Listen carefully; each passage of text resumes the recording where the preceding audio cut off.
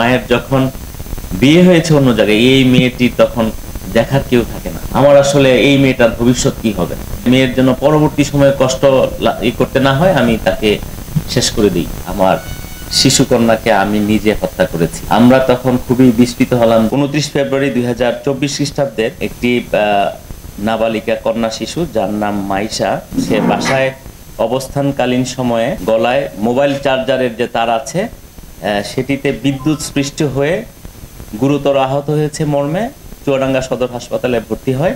সকাল 9:40 হাসপাতালে আসে। 10টার দিকে কর্তব্যরত ডাক্তার তাকে পরীক্ষা নিরীক্ষা করে মৃত ঘোষণা করে। আমাদের কাছে অবস্থা দৃষ্টে মনে হয়েছিল যে এটার মধ্যে কোনো রহস্য আছে। আমরা একদম সাদা চোখে না দেখে আমরা দৃঢ়ভাবে অবস্থান নিই যে না, এটা অবশ্যই ময়নাতদন্ত করতে হবে। বিশেষজ্ঞ ডাক্তারের মতামত এমন ছিল যে তাকে শ্বাসরোধ করে হত্যা করা হয়েছে।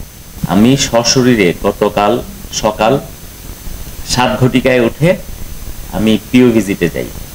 পিও ভিজিটে গিয়ে আমি যখন ভিকটিমের মা, তার নানা বা বাসায় অন্যান্য যারা ছিল সবার সাথে কথা বলেছি, তারা তখনও এমন একটা পরিস্থিতির ওইখানে উদ্রেক হয় সকালবেলায় যে আমার মেয়ে মারা গেছে, আমরা বলছি যে এটা তার জড়িয়ে মারা গেছে, বিদ্যুৎ স্পৃষ্ট হয়ে মারা গেছে, আপনাদের এত উৎসাহ কেন? তো সবাই সাদা চোখে দেখলেও, এবং আমাদের যেহেতু প্রাথমিকভাবেই সন্দেহ হয়েছিল এবং বিশেষজ্ঞ চিকিৎসকের যে মতামত ছিল শ্বাসরোধ করে হত্যা, আমরা সেই ধারণাকে আমাদের আরো বদ্ধমূল করে এবং বিশেষজ্ঞ মতামতকে কোনোভাবেই অ্যাভয়েড করার সুযোগ নেই। আমরা এটাকে গভীর গুরুত্ব দিয়ে গভীরভাবে অনুধাবন করে আমরা বিভিন্নভাবে তদন্ত কার্যক্রম পরিচালনা করি। আমাদের যে সংশ্লিষ্ট যেসব আলামত আছে ইতিমধ্যেই সেগুলো জব্দ হয়েছিল, আমরা সেগুলো পর্যালোচনা করি এবং এক পর্যায়ে সকালেই আমি আমার যে গাড়ির ভরে করেই আমরা যাকে সাসপেক্ট করি যে তাকে আসামি হিসাবে না এনে জিজ্ঞাসাবাদের জন্য আমরা ভিকটিমের মাকে আমাদের অফিসে নিয়ে আসি। বিভিন্নভাবে আলাপচারিতার এক পর্যায়ে তিনি ব্রেকডাউন হন এবং তিনি স্বগতোক্তিভাবে একদম হাউমাউ করে কেঁদে ওঠেন এবং এক পর্যায়ে বলেন যে আমার আসলে ভুল হয়েছে, আমার শিশুকন্যাকে আমি নিজে হত্যা করেছি। আমরা তখন খুবই বিস্মিত হলাম যে আপনি কেন হত্যা করলেন। তিনি তখন খুব সাবলীলভাবে স্বতঃস্ফূর্ত হয়েই বললেন, তিনি একটি যৌক্তিক একটি ব্যাখ্যা দাঁড় করিয়েছেন যুক্তিসঙ্গত তার মতে, যে আমার এই ভদ্রমহিলা তিনি তার 2টি বিয়ে হয়েছে এবং তার যিনি স্বামী ছিলেন তারও একাধিক বিয়ে ছিল।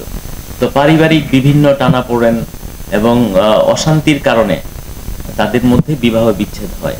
এই বিবাহ বিচ্ছেদের প্রেক্ষাপটে যে সন্তানটি আছে, শিশু সন্তান, তার মনে হয়েছে যে তার পরিচিত এই ধরনের আরেকটি মেয়ে আছে তার প্রতিবেশীর, তাকে দেখেছে যে ওই তার মায়ের যখন বিয়ে হয়েছে অন্য জায়গায়, এই মেয়েটি তখন দেখার কেউ থাকে না, না নিজের নতুন শ্বশুর বাড়িতে না তার বাবার বাড়িতে দেখে, কেউ তাকে দেখভাল করে না। তার এক পর্যায়ে মনে হয়েছে যে আমার আসলে এই মেয়েটার ভবিষ্যৎ কি হবে। তো তিনি এই বিভিন্ন চিন্তা ভাবনা করে যে মেয়ের জন্য পরবর্তী সময়ে কষ্ট করতে না হয় আমি তাকে শেষ করে দিই এবং তার সাবেক যে স্বামী ছিল তার উপরেও তার অনেক রাগ ক্ষোভ ছিল, বিভিন্ন কারণে তাকে হত্যা করেছে। আমরা এই পরবর্তী সময়ে গতকালকেই সন্ধ্যার পরে আমরা তাকে কোর্টে প্রেরণ করি।